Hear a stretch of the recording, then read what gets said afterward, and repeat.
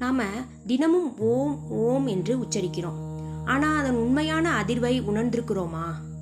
ஓங்காரத்துள் மறைஞ்சிருக்கும் அந்த ஒளியை, அந்த பிரகாசத்தை உணர்ந்தாதான் அகங்காரம் கரையும், மாயை விலகும். அந்த ஓம் என்ற ஒளி வாய் மூலம் மட்டும் வரும் சத்தம் இல்லை, அது நம்முள் எழும் சக்தி. அந்த உச்சமான உண்மையை சொல்லும் பாடல்தான் இன்று நாம் பார்க்க போகும் திருமந்திர பாடல். ஓங்காரத்துள் உள்நின்ற ஒளியுணர்ந்து ஆங்கார மாயை அகற்ற அறிந்த பின் நீங்காத சிவானந்த நிலை பெறுவார், தாங்களே தம்முள் சிவமாகி நிற்பர். திருமூலர் இந்த பாடல்ல ஒரு மிகப்பெரிய உண்மையை சொல்றாரு. ஓம் என்பது ஒரு மந்திரம் மட்டும் இல்லை, அது படைப்பின் முதல் அதிர்வு, very first vibration of creation. ஒரு குழந்தை பிறக்கும் போது அமைதியா பிறக்குதா?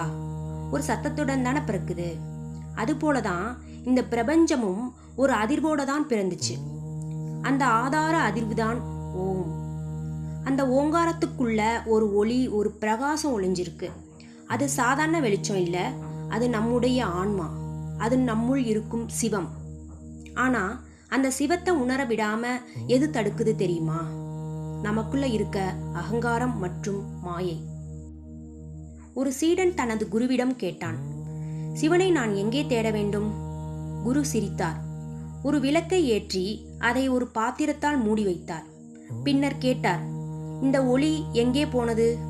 சீடன் சொன்னான், அது உள்ளேதான் இருக்கிறது, ஆனால் வெளியே தெரியவில்லை. அப்போது குரு சொன்னார், அதுபோலதான் சிவமும் உள்ளேதான் இருக்கிறது, அகங்காரம் என்ற மூடிதான் அதை மறைக்கின்றது என்று கூறினார். அகத்தியர் சொல்றாரு, உள்ளே தேடு, உண்மை அங்கேயே உள்ளது என்று. இருக்கும் இடத்தை விட்டு இல்லாத இடம் தேடி கோவில் கோவிலா அலைஞ்சிட்டு இருக்கோம். ஃபர்ஸ்ட் உள்ள தேடுங்க. ஒரு சித்தர் குகையில் அமர்ந்து தியானித்துக் கொண்டிருந்தார். வெளியில் எந்த ஓசையும் இல்லை, முழு மௌனம். ஆனால் உள்ளே ஒரு ஒளி எழுந்தது. ஓம். அந்த ஒளி மெதுவாக ஒளியாக மாறியது. அந்த ஒளி முழு உடலையும் நிரப்பியது. அவர் கண்களை திறந்தபோது உலகத்தை பார்க்கவில்லை, அவர் சிவமாக இருந்தார். இன்னைக்கு நாம ஒரு பயிற்சி பண்ண போறோம். அமைதியா ஒரு இடத்துல பத்மாசனம் இல்ல ஹாஃப் பத்மாசனத்துல உட்காந்துக்கோங்க. முடியாதவங்க சேர்ல கூட உட்காந்துக்கோங்க. ஆனா முதுகு நேரா இருக்கணும், ஏன்னா அதுதான் கரண்ட் பாஸ் ஆகிற இடம். இப்ப கண்ணை மூடி ஓம் என்று சொல்லிட்டே இருங்க. ஆனா ஓம் என்று சொல்லும்போது என்ற எழுத்துக்கு ஒரு வைப்ரேஷன் கொடுங்க.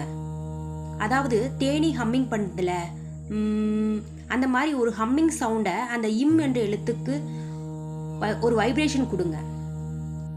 இப்ப ஒரு அதிர்வு கிளம்புதுல, அந்த அதிர்வை முதல்ல உங்க வாய், அப்புறம் உங்க முகம் முழுவதும் பரப்புங்க. அடுத்ததா மெதுவாக உங்க புருவ மத்திக்கு அந்த அதிர்வை கொண்டு போங்க. அங்குதான் நம்முடைய ஆன்மா இருக்கு. இந்த மாதிரி ஒரு 5 நிமிஷம் இல்லைன்னா 10 நிமிஷம் டெய்லி செஞ்சு பாருங்க. நீங்க என்ன ஃபீல் பண்றீங்கன்னு உங்களுடைய அனுபவத்தை ஷேர் பண்ணுங்க. நெக்ஸ்ட் வீடியோல பார்ப்போம். குருவே சரணம்.